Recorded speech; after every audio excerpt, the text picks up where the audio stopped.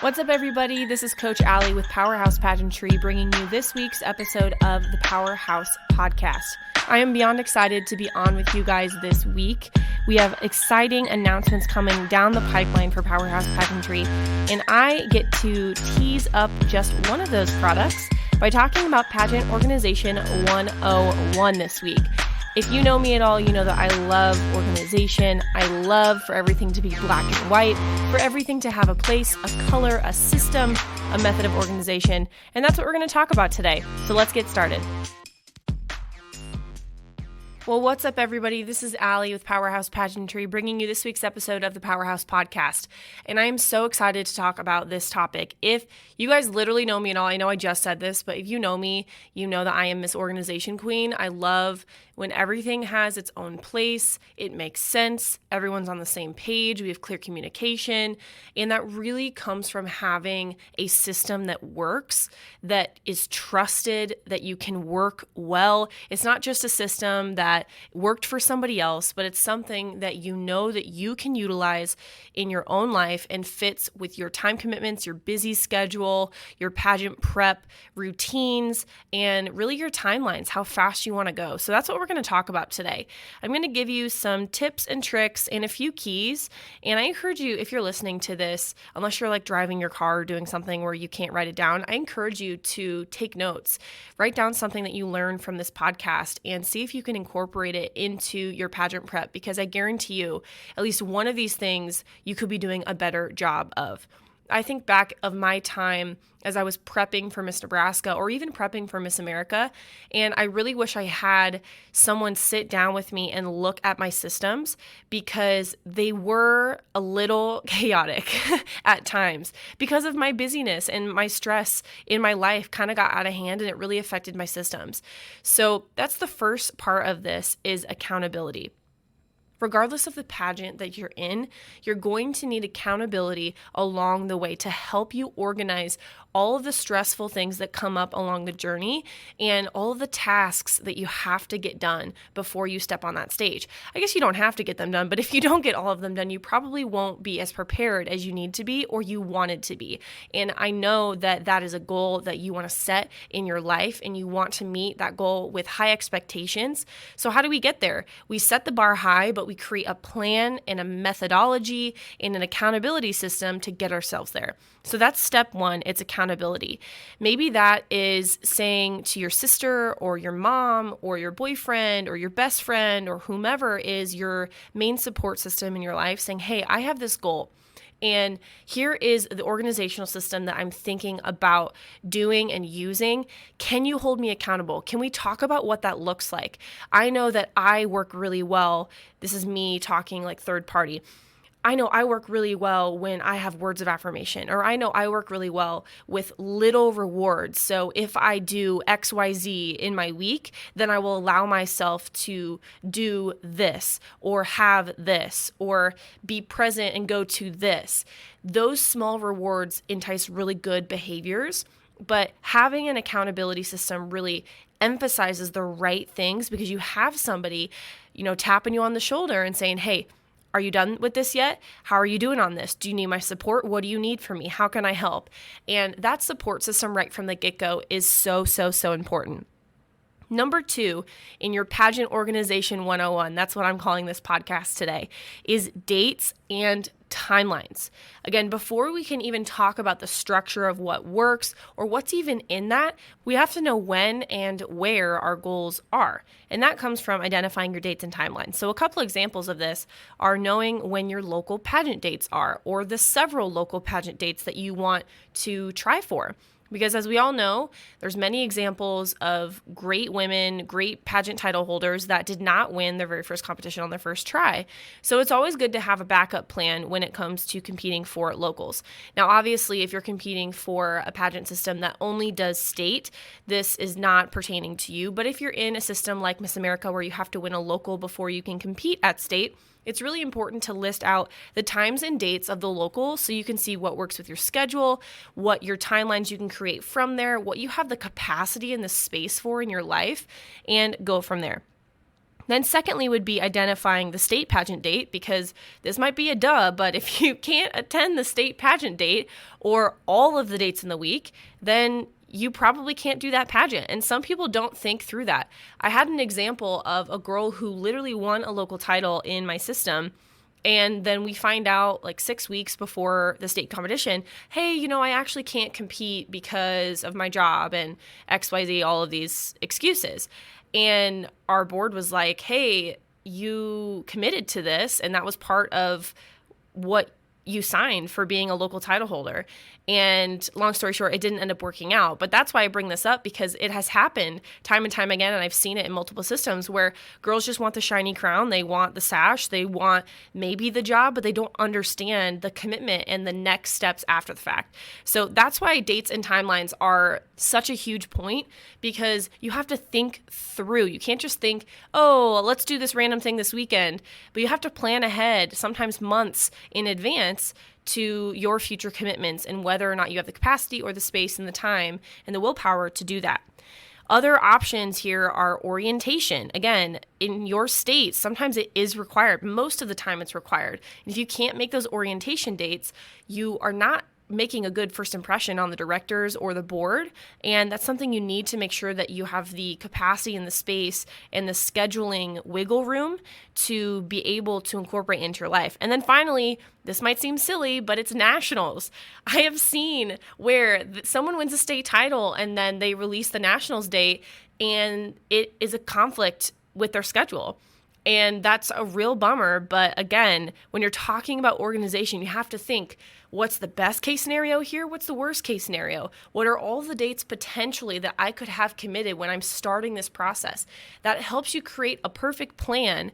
Maybe I shouldn't use the word perfect, because no organizational system can be 100% perfect, because life's not perfect and we're not perfect. And there's always going to be X factor things that mess up our lives, right? But if you want to create a system that works for you, you have to think through it. And that's a big thing that I see so many girls struggling with, is they don't think next step. What if this happens? Then what? Like, what is the next step after you win? And maybe that's like honestly an onstage question that you struggle with. Like, oh, if I won this title, what would I do with it? I don't know. What's your marketing plan? I don't know. That's something you need to know as well. And thinking through to the next step is a good exercise just for life, honestly, because when you're an adult, you're going to have to do that too. When you have a husband or wife or kids or literally whatever, you're going to have to think through in your scheduling and communicate with more than one person and merge schedules together, etc. So that is why that is so huge. The next step from there, once you have your dates and your timelines, is to incorporate your other time commitments. And again, this might seem like something so simple, but when people are thinking through how much time capacity do I have to work on something, they only see, oh, I want the shiny crown, and they don't plan out how to get there. They aren't methodical with the tasks and the steps and the communication and the subtasks and the greater tasks and the locations and all of those beautiful, important details that it takes to get there. So work backwards. Once you have the pageant date that you want to compete for, or the state or the national pageant date, whatever your goal is, work backwards and incorporate your commitments like school, work, health and fitness, relationships, church, volunteer opportunities, and community service. All of those things, I'm sure there's more that you can come up with for your personal life. What are your commitments? Maybe you have not one job, but 2 jobs. I can totally relate to that, because I'm the type of person that always has like 3 things going on at once, because I can't sit still. It's a problem. I'm working on it. It's been that way my whole life. Maybe you can relate. But what are your commitments? Where are you spending your time? And I have an exercise that I do with some of my clients called time chunking. Essentially, it's where you plan out your week and say, if I had my ideal week, when do I go to work during the week? When do I have class? And you put everything in your whatever your time frame is, 5 a.m. to 10 p.m., let's say. Maybe that's way too long of a time frame, but for all the overachievers listening, maybe that is literally when you wake up in the morning and start your day. Whenever you start your day, you plan out those hours and visually see in front of you, what parts of my day do I actually have open? And then think, how am I spending that time? And you can work through your schedule to see, okay, I know 1 to 3 p.m. every day, I have this block open. So then you can start to plug in what tasks you need to do weekly, daily, monthly to achieve those goals in accordance with your dates and timelines. Then the next thing you can do is identify your pageant team. And what does this look like? So listing out every single possible person who is going to help you along the way with your pageant journey. Your directors, your parents. I mean, hopefully you know your parents' cell phone numbers, but in this day and age, I feel like nobody knows anyone's cell phone numbers anymore because it's programmed into your phone. But I digress. That's a whole nother topic. So your choreographer, your talent coach, your interview coaches, your walking coach, your whomever, like anybody who is related to your pageant prep, put them on a sheet of paper and organize it, because this can be a checklist for you in a healthy way of, have I communicated with all the people necessary to get this task done? Because let's be honest, so many times we are trying to achieve the goal of X title or X state title, but we have all these tasks to get there. And a lot of those tasks involve other people. So if you can't identify who is my team, who is my pageant team that's going to help me get there, how the heck are you supposed to get those pageant tasks done if they involve more people than just yourself, right? So again, that one was your pageant team. Create your pageant team, write it down, have it at the forefront of your eyes in a place where you can look back, use it as a checklist, use it however you want, but identifying the people along your journey is a really, really important factor. Next is identifying your items. Now you might be like, Allie, what the heck do you mean by items? Well, I mean, what do you need to buy and prepare or get for the pageant? So yes, we could go through every single area of competition, like on stage question, interview, evening gown, swim, talent, pitch, introduction. Then you can get into wardrobe, hair, makeup, headshot, stuff you need for orientation, your identity and mindset stuff, your style, your social media prep, your branding, your super stories, your platform or bio or paperwork or profile, depending on your pageant system. You can call it one of those things. Your partnerships that you're working towards with organizations or your sponsors, setting up mock interviews, events, appearances, mentorship, meetings, any of those things. I'm sure you could fill in some more categories. But what items will you need to buy or prepare for your pageant? So an example of this is, I'm going to need to buy an evening gown, right? Unless you have one, you're going to need to buy an evening gown. I need to prepare my talent, but that still takes time, and that's still a task that I need to accomplish. So that's why I describe them in two different ways. So listing all those things out is also extremely important, because if you can't visualize and see how many things you need to do, sometimes we wait till the last minute and we're like, oh my gosh, I totally forgot I need to do this and this. And then now I'm stressed out because it's a week before my pageant. So making a list of those things is, again, really important. Then the next thing is your skills, listing your skills and what you need to hone.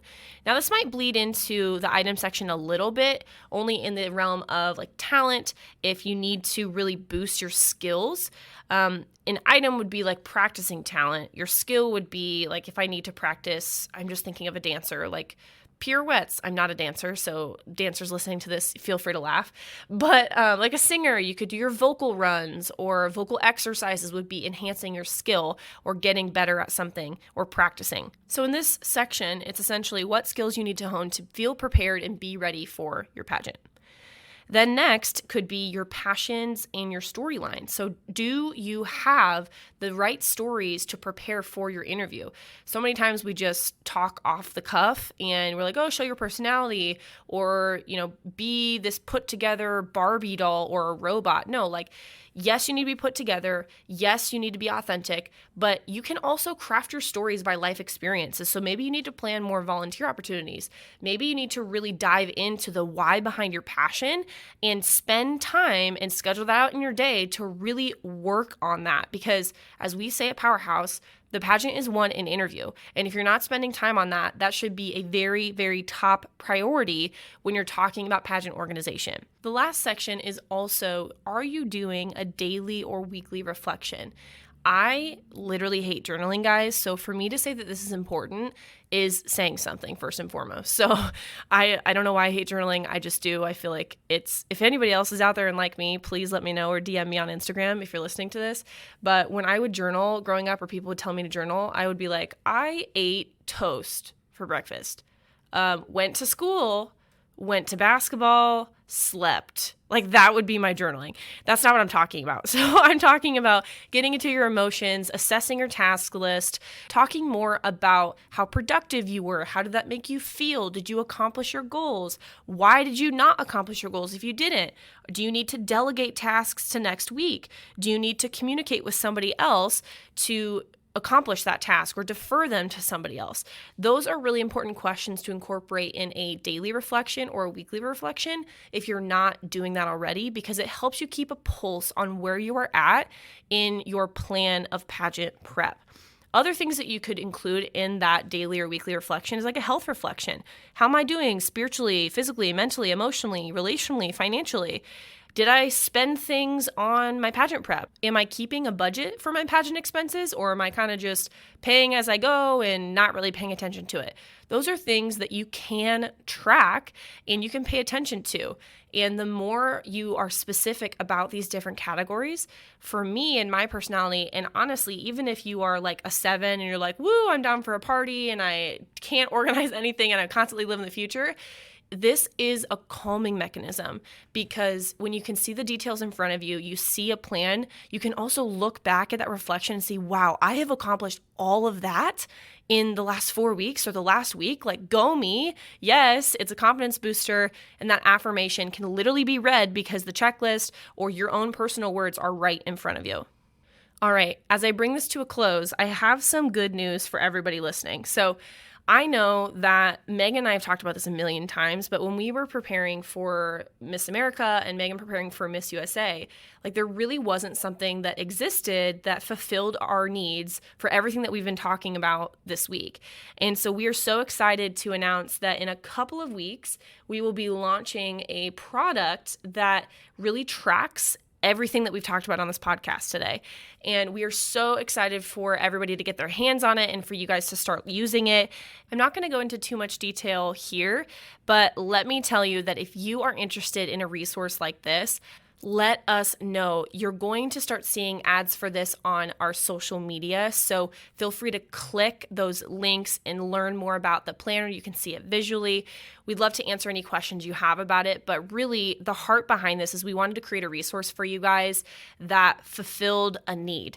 And there was a heavy need in this industry because pageant girls, we can be organized in our own way, but if there was one thing that centralized our prep, it would be so helpful. Well, I hope you guys learned something on this podcast today. I hope, if anything, you got one more area that you could focus in your organization on, one more way that you could develop a system for your pageant prep to be clear with your goals, clear in your accountability, clear with your lists, and clear with your scheduling. I promise you, if you write these things out and you get specific with it, it will revolutionize your pageant prep. Unfortunately, that's all the time we have for today. Thanks so much, guys, for tuning in to this week's episode of the Powerhouse Podcast. I'm Coach Allie, and as always, if you have any questions, reach out to me on Instagram or reach out to Megan or our Powerhouse Pageantry Instagram account. We would love to connect with you, answer your questions, and get you plugged into our Powerhouse community. We love you guys so much. Have a fantastic rest of your day.